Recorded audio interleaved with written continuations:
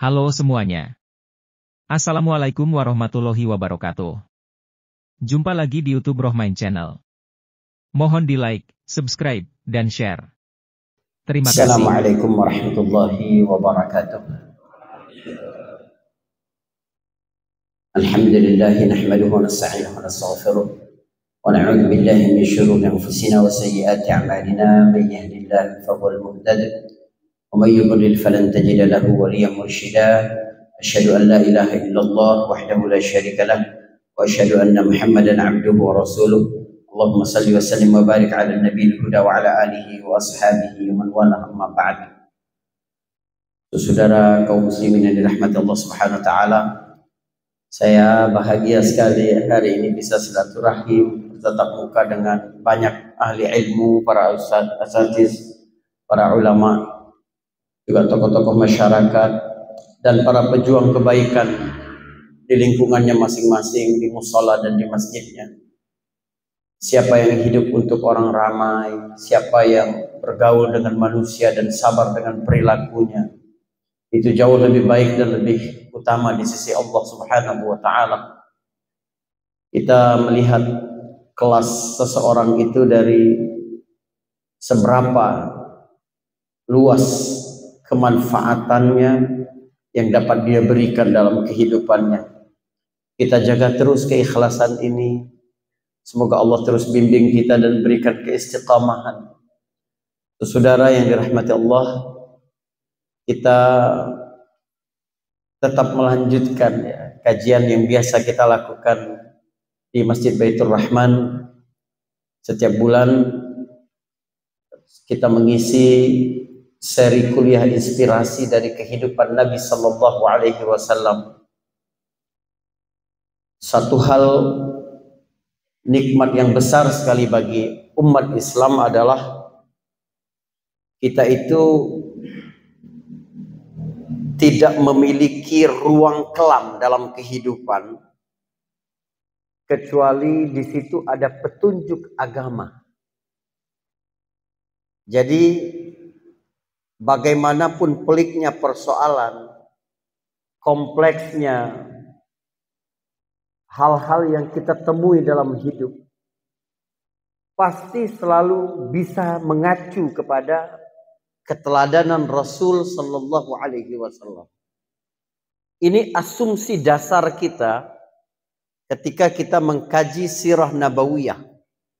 Bagaimana kita membawa nilai-nilai yang sudah dipraktekkan Nabi Sallallahu Alaihi Wasallam 15 abad yang lalu untuk kehidupan kita pada hari ini. Sebab di antara ayat yang sangat bertenaga tentang Rasulullah adalah apa yang disampaikan oleh Allah Subhanahu wa taala dalam surat Al-Hujurat, wa'lamu anna fikum Rasulullah. Ketahuilah bahwa di tengah-tengah kalian ada Rasulullah. Tentu saja yang dimaksud bukan fisik Nabi, sebab Rasulullah sudah wafat. Yang dimaksudkan adalah keteladanan dan petunjuk Rasul Sallallahu Alaihi Wasallam. Jadi ayat ini ingin menegaskan kepada kita, bagaimanapun dunia berubah, kehidupan berlanjut dengan perubahan-perubahan yang tidak pernah dibayangkan sebelumnya, nilai-nilai keteladanan dari Rasul Sallallahu Alaihi Wasallam bisa kita terapkan. Jadi Allah telah mendesain seluruh kehidupan Nabi itu dapat menjadi contoh yang lengkap bagi siapapun hidup di zaman apapun dengan karakter, tabiat, kehidupan yang berubah-ubah. Jadi inilah kelengkapan pribadi Nabi Sallallahu Alaihi Wasallam yang membedakannya dari nabi-nabi yang lain. Kita mencintai dan menghormati Nabi Sulaiman alaihissalam. Tapi bisa tidak kita mencontoh Nabi Sulaiman bagaimana sabar menghadapi kemiskinan? Tidak bisa. Sebab beliau dari lahir itu kaya. Anak Raja Daud alaihissalam. Bisa tidak kita mencontohnya bagaimana ketika ditindas oleh penguasa. Tidak bisa. Kita mencintai dan menghormati Nabi Isa alaihissalam. Tapi bisa tidak kita mencontoh Nabi Isa alaihissalam bagaimana menjadi ayah yang baik? Tidak bisa. Sebab beliau tidak pernah punya anak, bahkan tidak pernah menikah. Tetapi dari kehidupan Nabi Sallallahu Alaihi Wasallam kita dapat mencontoh semua. Karena Nabi pernah menjalani peran-peran yang dilakukan oleh manusia sampai nanti hari kiamat. Nabimu pernah miskin dan nabimu pernah kaya. Nabimu pernah tertindas dan nabimu pernah berkuasa. Nabi pernah menjalankan peran sebagai seorang guru ketika mengajarkan para sahabatnya. Nabi pernah menjalankan peran sebagai murid ketika bersama Jibril. Diajarkan oleh Jibril tadarus setiap Ramadannya. Nabi pernah menjalankan peran sebagai seorang hakim ketika peristiwa konflik perebutan pemindahan Hajar Aswad setelah renovasi Ka'bah ketika dia berumur 35 tahun. Nabi pernah menjalankan peran sebagai panglima perang, peran sebagai juru damai, peran sebagai karyawan kecil, peran sebagai mitra bisnis, peran sebagai CEO sebuah usaha. Nabi pernah lakukan itu semua. Bahkan yang menakjubkan adalah kalau kita sebutkan satu peran Nabi, itu maknanya sangat luas dalam kehidupan karena Nabi menjalankan peran itu secara lengkap dan terbaik. Kalau saya katakan kepada bapak-bapak, Rasulmu adalah contoh terbaik bagaimana menjadi suami teladan. Itu maknanya jauh dari bayangan kita. Sebab Nabi menjalani dinamika pernikahan yang paling kaya dibanding siapapun. Dia pernah menjalani kehidupan keluarga monogami selama 25 tahun bersama Khadijah. Dia pernah menjalankan peran sebagai pada keluarga poligami sekitar 12 tahun setengah bersama istri-istrinya pasca Khadijah. Dengan karakter perempuan yang berbeda-beda. Maka ketika ada orang yang berpikir, punya kasus, bagaimana jika istri saya jauh lebih muda dari saya? Masih ada sifat-sifat kekanakan darinya. Lihat nabimu yang menikah dengan Aisyah radhiyallahu anha. Dan bagaimana dia bersabar dengan sikap kekanak-kanakan Bunda Aisyah. Bagaimana kalau kita memiliki istri yang jauh lebih matang? Usianya pun di atas kita. Lihat nabimu yang menikah dengan Khadijah binti Khuwailid dan Saudah binti Zum'ah radhiyallahu anhumah. Bagaimana kalau menikah dengan perempuan yang sudah mendapat tarbiyah Islam sejak kecil? Lihat nabimu yang menikah dengan putri Abu Bakar As-Siddiq dan putri Umar bin Khattab radhiyallahu anhumah. Bagaimana kalau menikah dengan perempuan yang baru mengenal Islam? Lihat nabimu bagaimana berinteraksi dengan Safiyah binti Huyai yang berasal dari Yahudi atau Maria Al-Qibtiyah yang berasal dari Nasrani. Lengkap. Dan Nabi menjalankan itu semua dengan sukses.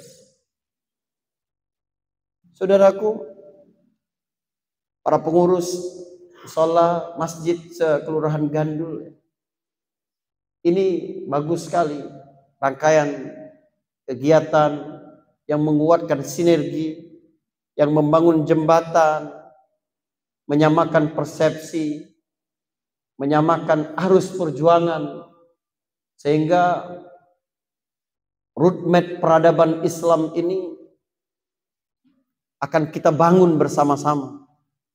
Semangat inilah yang dibangun oleh Nabi Sallallahu Alaihi Wasallam. Pertemuan hari ini kita sudah sampai pada hari-hari pertama Nabi Sallallahu Alaihi Wasallam di Madinah. Kita bicara sudah 2 tahun lebih saya di sini ya. Saya bagi menjadi 3 fase dalam kehidupan Nabi SAW. Pra-risalah sekitar 20 pertemuan. Setelah itu fase Mekah sekitar 18 pertemuan. Dan ini adalah pertemuan kedua fase Madinah. Hari ini kita melihat bagaimana Nabi membangun sebuah peradaban yang lengkap. Madinah ini kasusnya berbeda dengan Mekah. Di Mekah misalnya, Nabi SAW menyaksikan penyiksaan paling tidak manusiawi yang dialami oleh Sumayyah bersama suami dan anaknya, bersama Yasir dan anak-anaknya. Nabi cuma lewat, tidak melakukan reaksi apapun. Nabi hanya berkata, sabran li ali Yasir fa inna maw'idukumul jannah. Sabar ya keluarga Yasir, sebab tempat kembali kalian adalah surga. Ini pembacaan kepada realita. Nabi tahu kekuatan umat. Nabi tahu bagaimana sistem di Mekah. Ini yang terjadi di Mekah. Tapi ketika di Madinah, hanya karena seorang muslimah dibuka auratnya oleh Yahudi Bani Qainuqa, Nabi perintahkan memerangi seluruh Bani Qainuqa. Ini tentang kehormatan Islam. Banyak orang melihat jilbab hanya secarik kain. Bagi kita itu adalah agama. Bagi kita itu adalah ekspresi kemerdekaan, kesyukuran bagaimana Allah dan syariatnya telah menjaga kehormatan perempuan. Bunda Aisyah radhiyallahu anha biasa lalu lalang di rumahnya tanpa hijab. Setelah kematian Rasul sallallahu alaihi wasallam yang dimakamkan di kamarnya, karena para nabi dimanapun mereka wafat, di situ mereka dimakamkan. 2,5 tahun setelah kematian Rasul sallallahu alaihi wasallam, meninggallah ayahnya Abu Bakar As-Siddiq dan dikebumikan di samping jasad Nabi. Tapi kepala Abu Bakar sejajar dengan pundak Nabi. Jadi tidak benar-benar berdampingan. Adab para sahabat kepada Rasul sallallahu alaihi wasallam. Sebagaimana Abu Bakar ketika menjabat menjadi khalifah, tidak pernah Abu Bakar berdiri khutbah di tempat berdirinya Rasulullah. Tapi di anak tangga kedua dari mimbar Nabi yang berjumlah 3 anak tangga itu. 10 tahun setelah kematian Abu Bakar As-Siddiq radhiyallahu anhu, wafat Sayyidina Umar radhiyallahu anhu, dibunuh ketika sedang melaksanakan salat subuh oleh Abu Lu'lu' Fairuz Al-Majusi. 3 hari Umar bertahan hidup. Kuat fisik Umar, padahal pisau bermata 2 yang ditikamkan oleh Abu Lu'lu' itu sudah diberikan racun yang berbisa. Beberapa tabib dipanggil untuk menawarkan racun itu. Diberikan minuman susu kepada Umar. Tetapi air susu itu keluar dari bekas-bekas tikaman di sekitar tengkuk dan leher Sayyidina Umar radhiyallahu anhu. Sehingga Umar hanya bertahan 3 hari. Sebelum kematiannya Umar panggil putranya Abdullah. Pergilah kepada Ummul Mukminin, Bunda Aisyah radhiyallahu anha.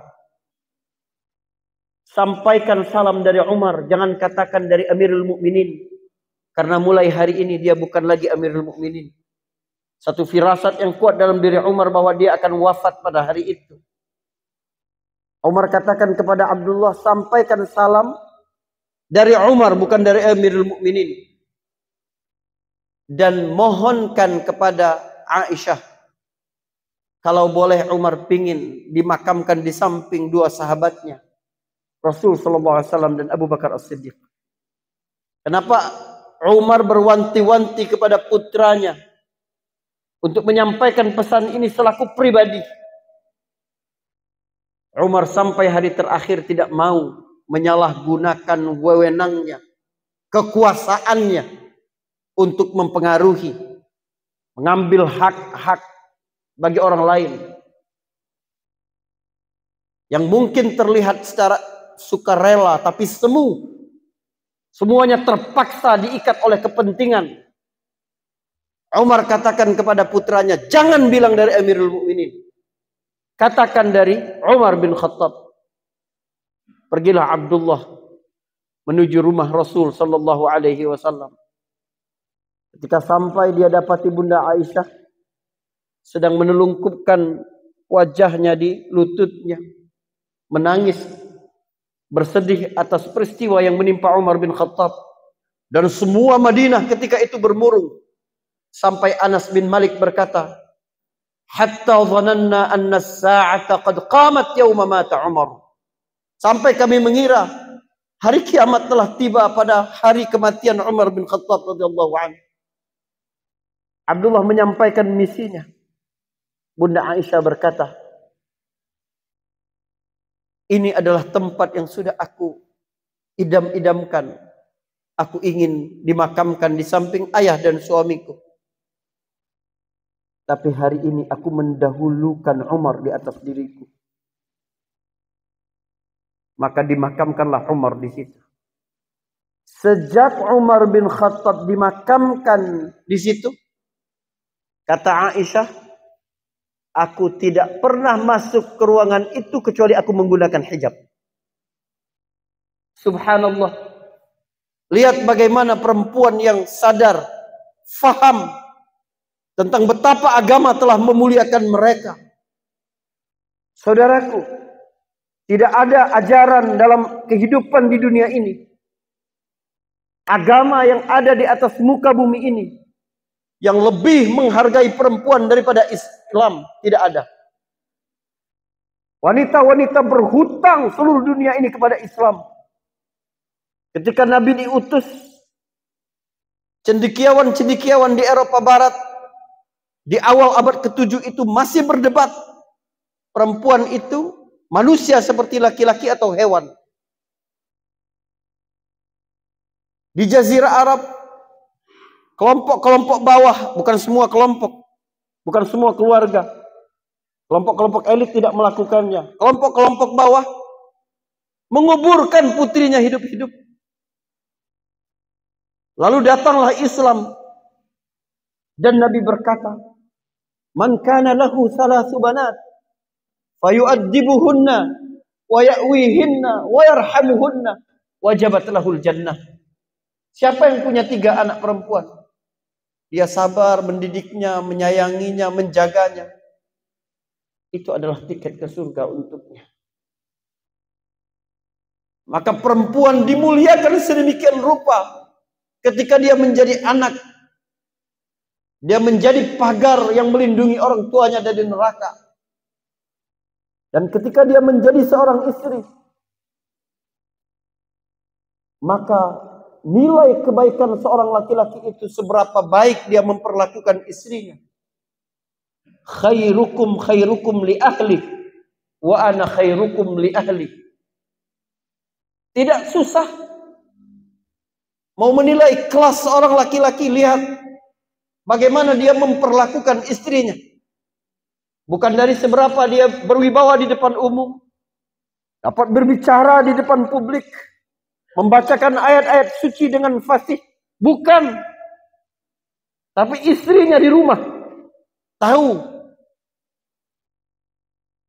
bagaimana lisannya, sikapnya, tanggung jawabnya,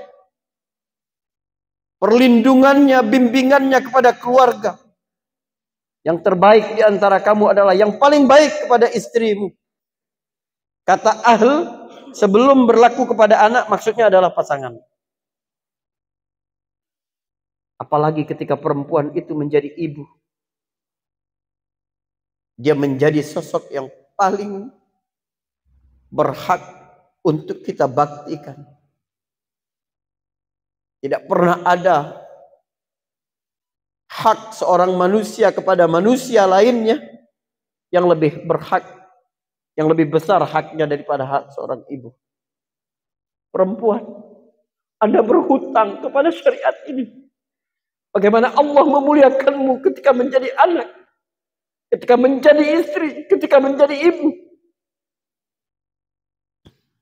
Ambillah syariat ini dengan penuh kesyukuran. Dan negara ini didirikan di atas undang-undang yang menjamin setiap umat beragama yang diakui di negeri ini menjalankannya dengan bebas. Malu kalau 79 tahun masih ada isu-isu rendahan yang mengkhianati perjuangan bangsa ini.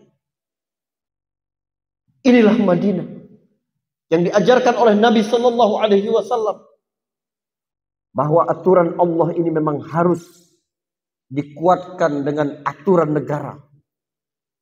Makanya Sayyidina Umar radhiyallahu anhu menolak ketika ada usul kalender penanggalan Islam ini dimulai tahun satunya dari tahun kelahiran Nabi, atau dari tahun ketika Nabi diutus.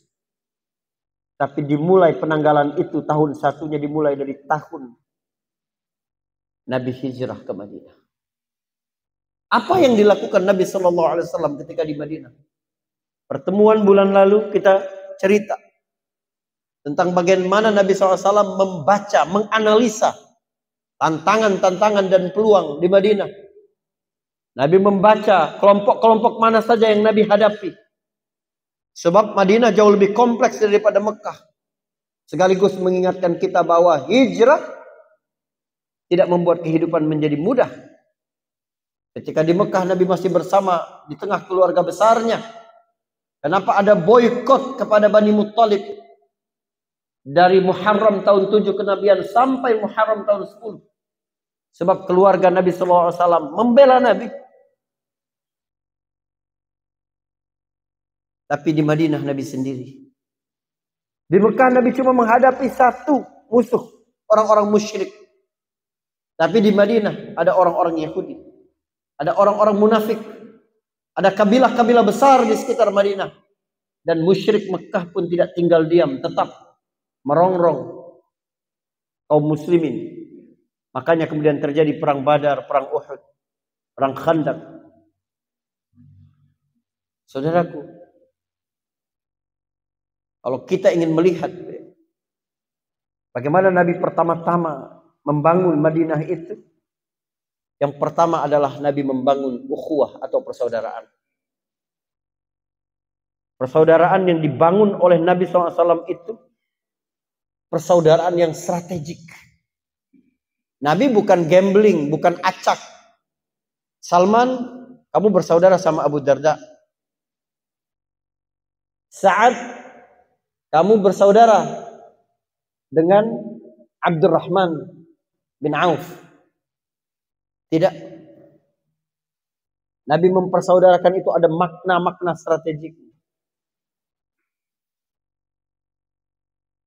Maka kemudian Madinah menjadi contoh peradaban modern pada hari ini. Piagam Madinah itu, Mitsaq Madinah itu menjadi acuan negara-negara modern sampai hari ini. Bagaimana Nabi Sallallahu Alaihi Wasallam mengakui keberadaan minoritas-minoritas, mengakomodir hak-hak mereka. Nabi tidak mau menzalimi siapapun di bawah pemerintahannya.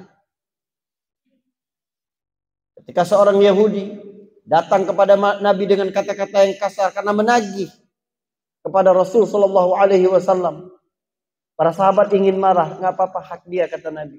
Padahal dia datang sebelum jatuh tempo perjanjian, Nabi harus membayar kepadanya. Tapi begitulah Madinah dibangun di atas akhlak, begitulah di atas persaudaraan. Maka naif sekali kalau umat Islam yang berada dalam satu negara kesatuan Republik Indonesia ini justru mencari-cari perbedaan dan perselisihan di antara mereka. Melakukan kekerasan secara verbal atau fisik di media sosial atau di kehidupan nyata. Karena berbeda kelompok, berbeda barisan, berbeda partai, berbeda ormas. Umar bin Khattab radhiyallahu anhu masuk Islam pada tahun ke-6 kenabian di Baitul Arqam, di rumah Al-Arqam bin Abil Arqam. Beberapa detik setelah beliau bersyahadat, beliau berkata kepada Nabi, "Alasna ala haqqin falimal ikhtiba." Bukankah kita ini berada di dalam kebenaran? Mengapa harus sembunyi di rumah Al-Arqam bin Abil Arqam ini? Beberapa detik setelah menjadi muslim, Umar berkata, bukankah kita? Umar tidak berkata, bukankah kalian ini berada dalam kebenaran? Kenapa bersembunyi begini? Tidak. Begitu ada kesadaran tentang Islam di dalam dada kita, maka tidak ada lagi kamu dan aku. Yang ada adalah kita. 30-an musola dan masjid di Kelurahan Gandul untuk mempermudah saja dekat dengan jarak rumah kita. Tapi kita bukan membangun dan mengkotak-kotakkan. Jangan. Engkau muslim maka engkau adalah saudaraku. Ini persaudaraan. Betapa menyedihkan kalau kemudian kita saling hujat, saling curiga, saling menuding. Tajam lisan kita kepada sesama muslim, tapi tumpul lisan kita kepada musuh-musuh Islam. Nabi bangun sebuah peradaban ini di atas pondasi ukhuwah, di atas pondasi persaudaraan yang kuat itu. Yang kedua yang dibangun oleh Nabi SAW adalah masjid. Perdana Menteri pertama Indonesia Muhammad Nasir itu pernah berkata,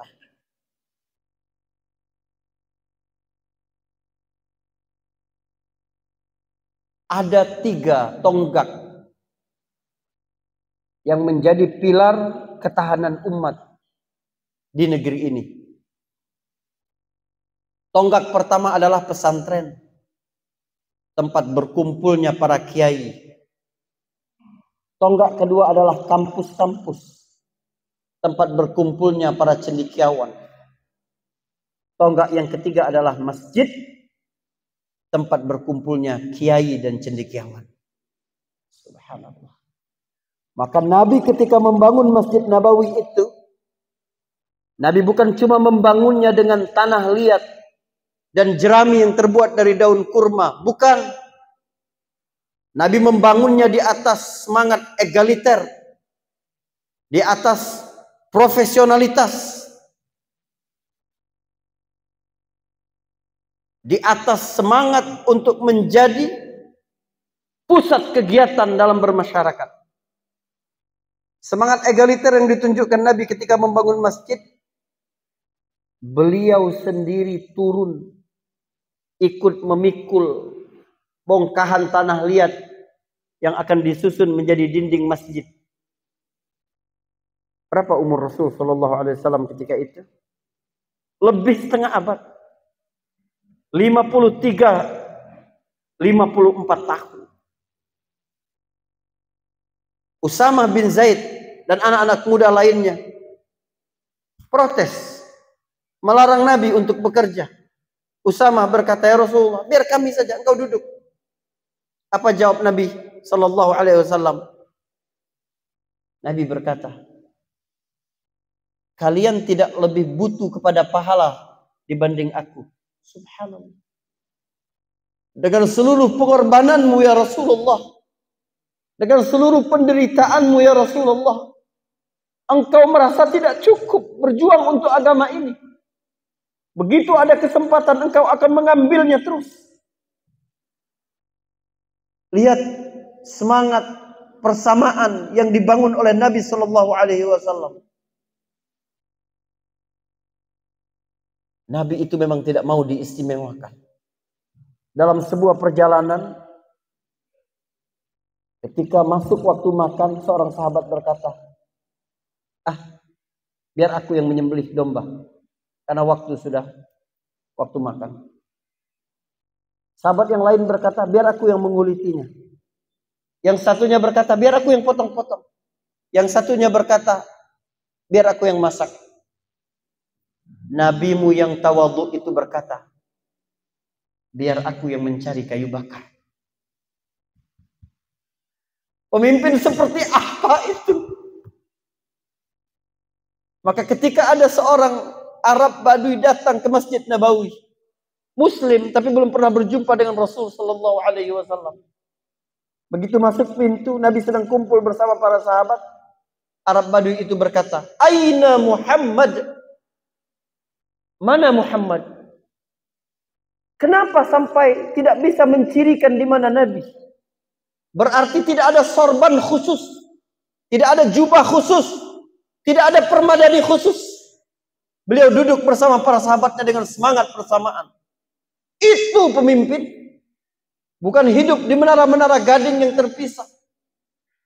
Bukan ditentukan dengan kemewahan pakaian dan kebesarannya. Bukan.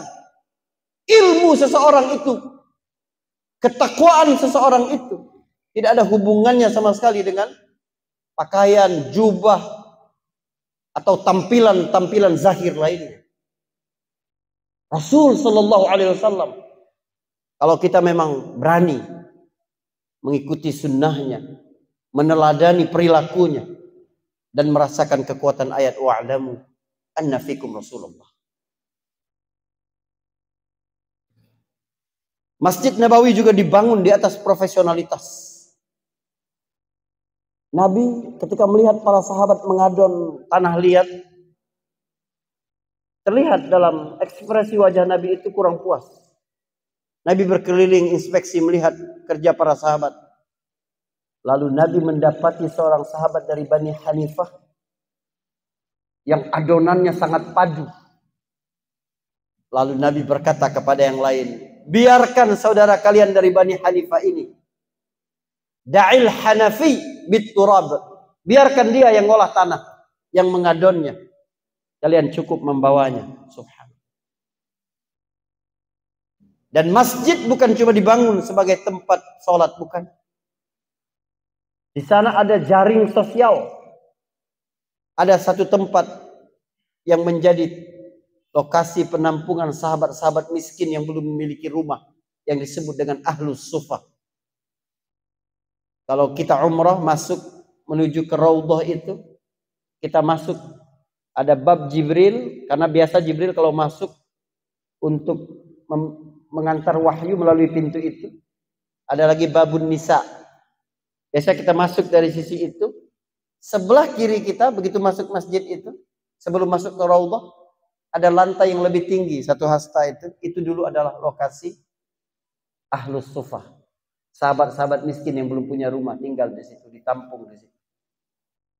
Jadi ada jaring sosial, social net dalam masjid yang dibangun oleh Nabi SAW. Padahal masjid tidak luas ketika itu. Pertama Nabi membangun masjid itu hanya 30 kali 35 meter. Subhanallah. Bahkan di situ ada tenda pengobatan, klinik pertama di dalam Islam. Dan siapa perawatnya? Seorang perempuan bernama Sayyidah Rufaidah.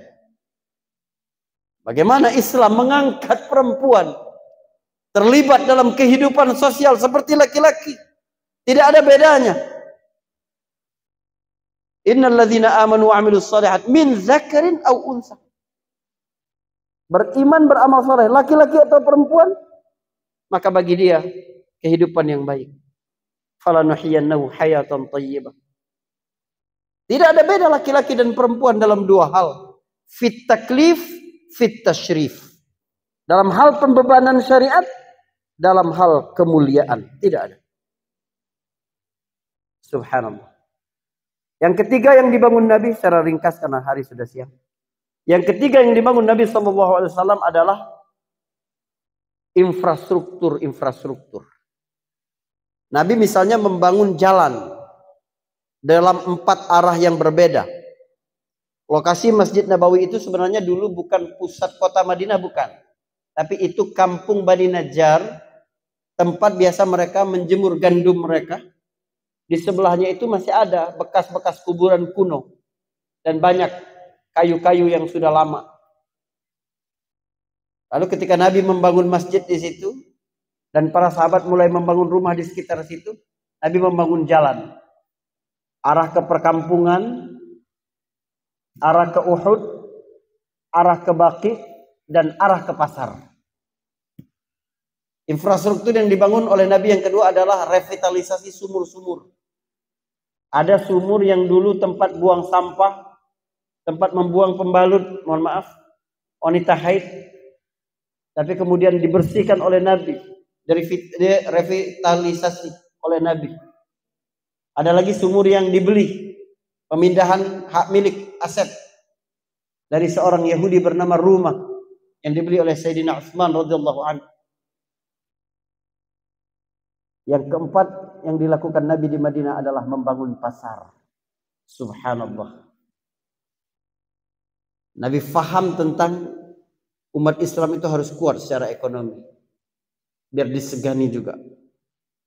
Nabi awalnya membangun tenda di samping pasar Bani Qainuqa. Jadi ada klan Yahudi yang besar di Madinah itu Bani Quraidah, Bani Nadhir, dan Bani Qainuqa. Lalu ada lagi 4 suku Yahudi di luar Madinah arah utara. Pasar dikuasai oleh Bani Qainuqa. Nabi mengajak bersaing secara sehat.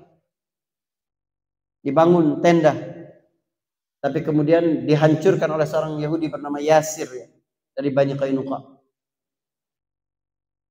Kata Nabi, kami akan bangun pasar sendiri. Lalu Nabi benar-benar membangun pasar.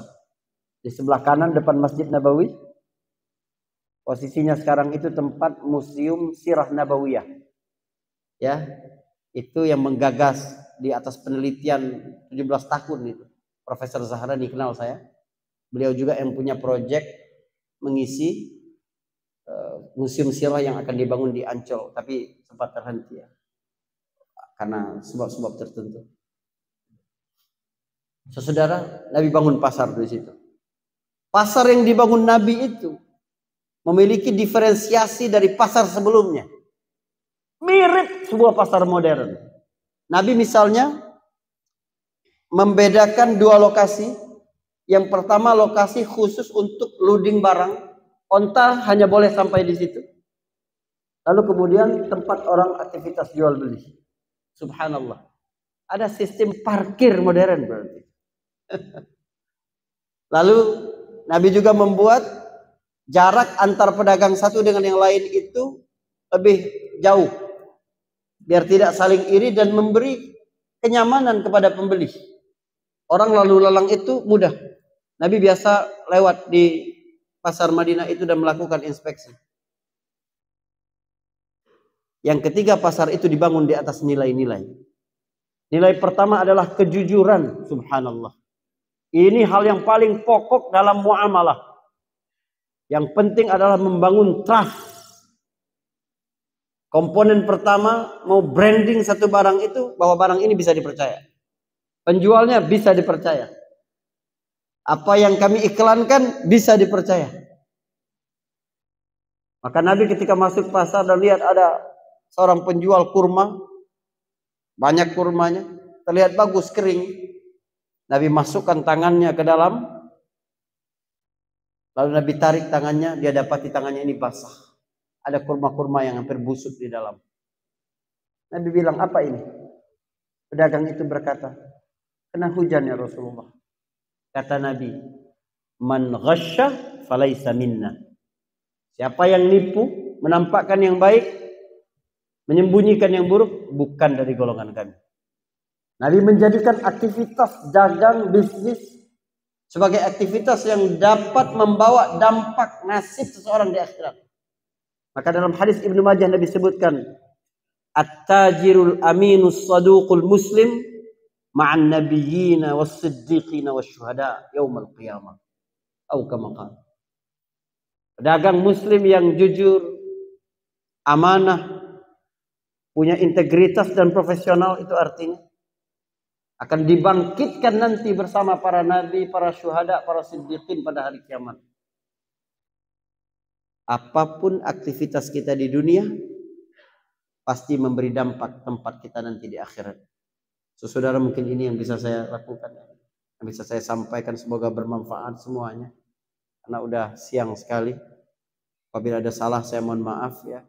Kita lanjutkan ke acara berikutnya insyaallah. Barakallahu fikum. Assalamualaikum warahmatullahi wabarakatuh. Demikianlah hasil liputan video ini. Mudah-mudahan bisa memberikan informasi yang bermanfaat untuk semuanya.